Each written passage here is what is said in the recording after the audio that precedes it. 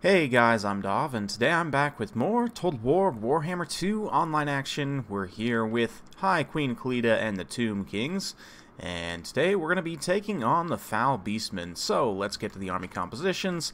Khalida, of course, with the Sphinx Usek here, the Regiment of Renowned Necrofex.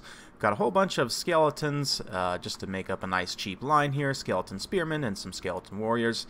Lich Priest Lore of Nehekara on a horse, as well as a Tomb Prince also on a horse for that sweet bonus versus large and armor piercing. He's also got Guardian to make Khalida a little bit more tanky, gives her some physical resistance. 18%, which is not too bad. I've also gone with quite a few skirmish cav, 4 units of skeleton horsemen archers, and some regular skeleton horsemen over on this side, with some carrion on the far flank. For my opponent's army, he's got Morgur the Shadowgave out front, a very heavy infantry corps. Well, I guess not very heavy infantry, but lots of monstrous infantry. 4 units of Minotaurs, including the Butchers of Kalkengard, 1 unit of Minotaurs with shields, 2 Minotaurs with great weapons. We've got Ungor Spearmen herd out to the flanks, and yeah, Bestigor herd, Blackhorns, Ravagers in the center. These hounds are going to be pushing their way forward. A pretty interesting Beastman army. You know, most Beastman armies will go with quite a bit more mobility than this, but unfortunately these hounds are going to be able to hit the archers here, start to poison them a little bit, but I do have these regular skeleton horsemen out here as well that can get a good side charge in here, try and see off these hounds. I'm not really too worried about them getting collapsed on by the Minotaurs here, which they are going to charge in and do some excellent damage, but I'm just trying to rout off the hounds before that happens. Maybe going to throw the Sphinx Usek out there, but you know what, they're just skeleton horsemen. It's not really worth it, so we're going to go ahead and pull back and just dump a bunch of arrows in there instead, which will do very cost-efficient damage, especially against the Minotaurs with great weapons in particular. Only 35 armor on them, no missile block chance. Over here on the far side, though, these Minotaurs collapsing some Skeleton Warriors. They're not going to hold up too long here at all. Likewise in the center, regular Skeleton Infantry against Bestigors. It's just not going to be great. That does mean we're going to get Realm of Souls popping off relatively quickly here, though. Skeleton archers are secure up on the hill to just fire in, and of course all this low armor monstrous infantry for the Beastmen is going to take quite a bit of damage from that non-AP bow fire. Likewise, the Skeleton Horseman archers, just decent missile damage overall, 3 AP per shot, very long range as well, 140 range, which puts them on par with like Lyrian Reavers for the longest range skirmish cav. I want to say Yeomen are kind of in the same neighborhood, but still, Lich Priest here getting that sweet Nefera's Scroll, which is an excellent magic regeneration item, by the way. You guys should pretty much always take this if you've got a Lich Priest. But yeah, Khalida and the Tomb Prince here just kind of monster mashing a little bit with the Sphinx. He's able to take down most of the Chaos Spawn here. We also threw in the Carrion and have been buffing them up with bonus versus large and so on to do better against the various monstrous infantry here. Carrion actually have pretty good weapon strength overall. Right now it's debuffed a little bit from the poison, but if you can give them that bonus versus large from the Overcast incantation of Cursed Blades, they'll do very well against things like Chaos Spawn and Minotaurs, those kind of low armor, low melee defense monstrous infantry.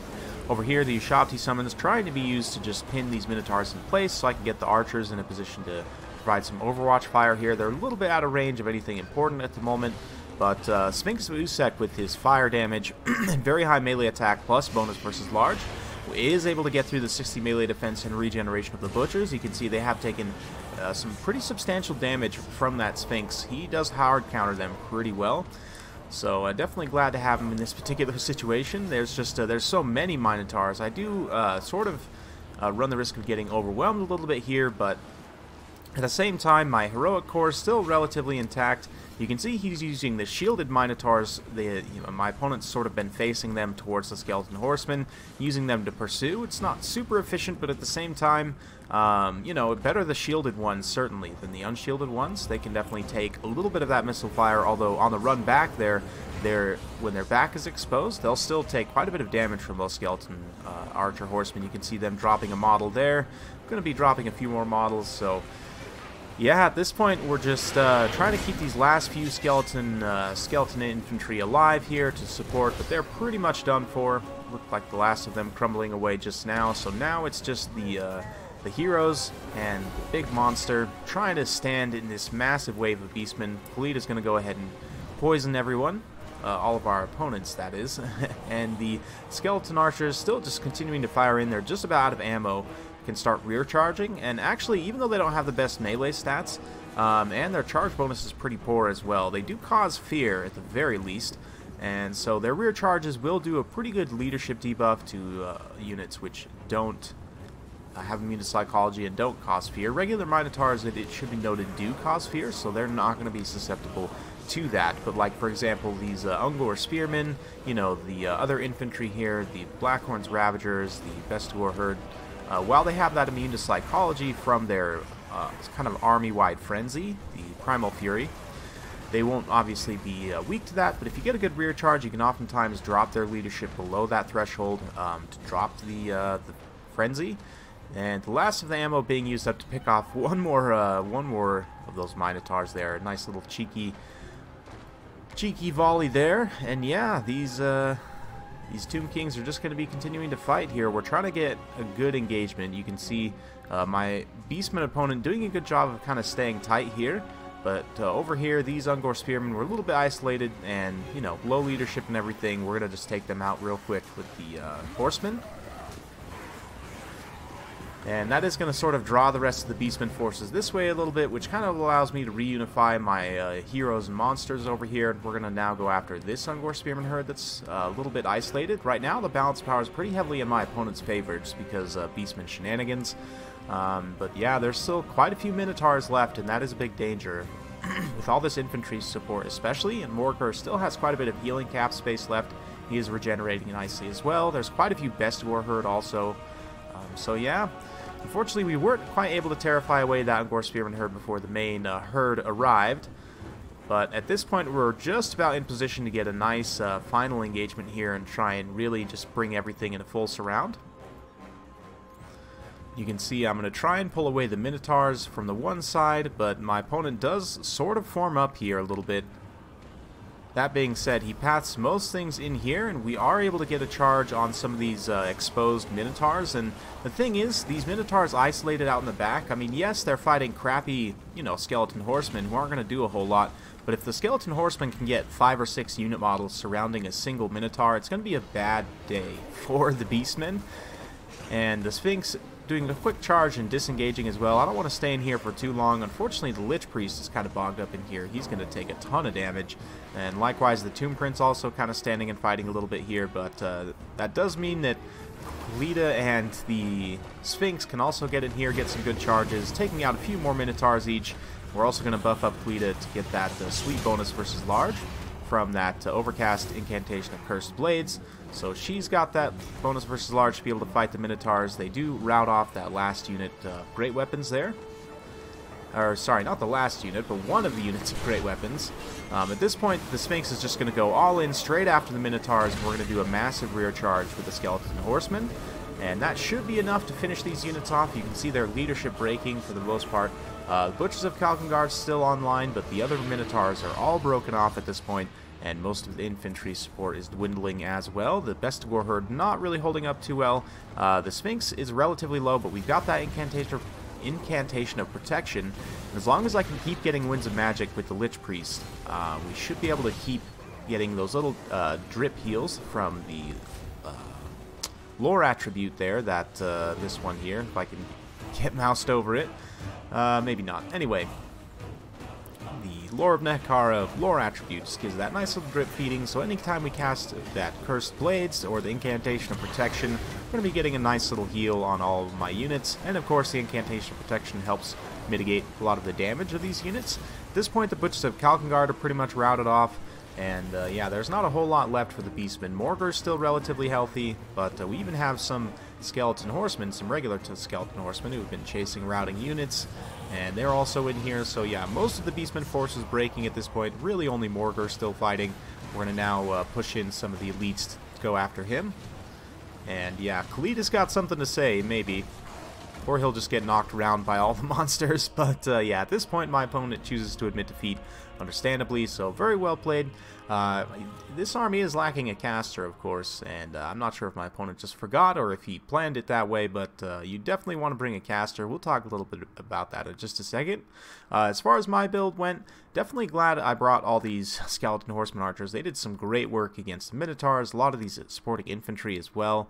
The Sphinx of Usek, just such a champion also. 74 kills, just taking out a ton of minotaurs, of course with the support of Cleta as well. She herself got 90 kills on her SNEK and 11 kills on the Lich Priest. Not too bad, only 35 on the Tomb Prince, but he was oftentimes fighting minotaurs and stuff as well, so pretty good stuff across the board.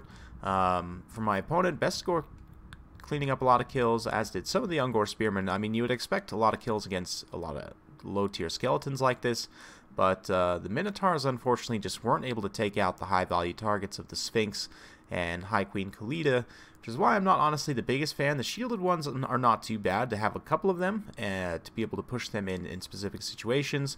Great weapon ones, you guys have heard me talk about this before, but I'm not the biggest fan.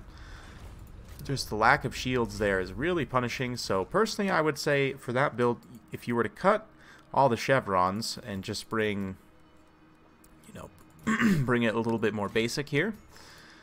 Still want both the Chaos Spawn summons, obviously, but yeah, and then what did he have? A bunch of Ungor Spearman Herd.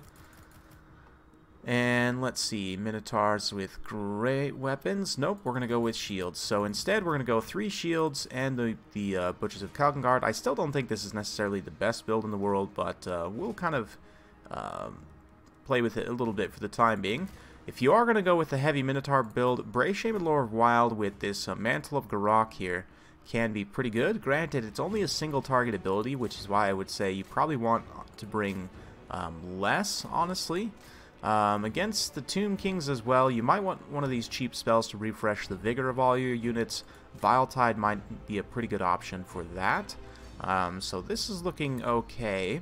We still are a little heavy on Minotaurs for my for my taste, but still, I'm trying to think of what else. I guess he had some hounds as well. We could potentially take some hounds just for some additional mobility. The low leadership is a little bit painful against the Tomb Kings, though.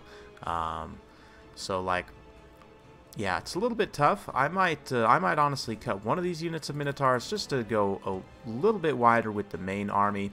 And, the Koroks Man Rippers are a tempting target here, but if we could bring the Eye of Morslave, I know that's not necessarily going wider, but I might even cut these Best Score Herd. Blackhorn's Ravagers are pretty decent. I might stick with them.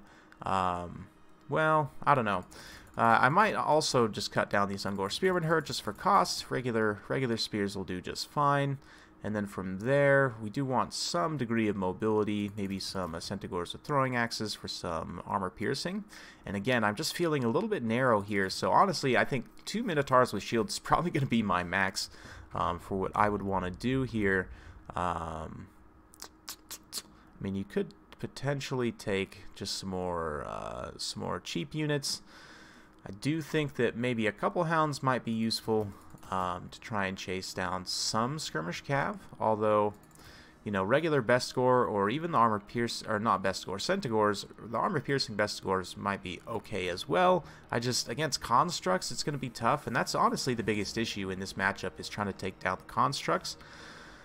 So, yeah, trying to think about this a little bit. It's a tough matchup for the Beastmen, honestly. Most of the quote-unquote undead factions are pretty tough for the Beastmen, but I'd have to play around with this a little bit and see. I just think that, you know, the Eye of Morslave is pretty solid. You've got that Warp Gaze, you can dunk on most infantry pretty well, so you don't really have to worry about winning the infantry fight too much. To that degree, I might even cut the Blackhorn's Ravagers, just go with a little bit more mobility, so maybe one more unit of Centaurs with throwing axes, and then we grab maybe one more unit of hounds, and just for good measure, one more spearman, just to tank up numbers a little bit here. We have some chevrons now that we could potentially dish out, or maybe change some units around, but this I think is going to be decent. Just the Eye of Morslave, anytime you can bring this guy to the table is pretty good. Butchers of Kalkengard with that Mantle of Garok especially, it does give minus 30 armor, but plus 44 melee attack and a huge amount of extra weapon damage. They can do a ton of burst damage to high value targets. Let me know what you guys think in the comments down below, though. What's been your experience playing Beastmen versus Tomb Kings? Yeah. Let me know what you think. Hope you guys enjoyed. If you like this sort of content, be sure to like, subscribe, hit that bell notification button so every time I upload a new video, you'll be notified. Thanks again for watching. We'll see you next time.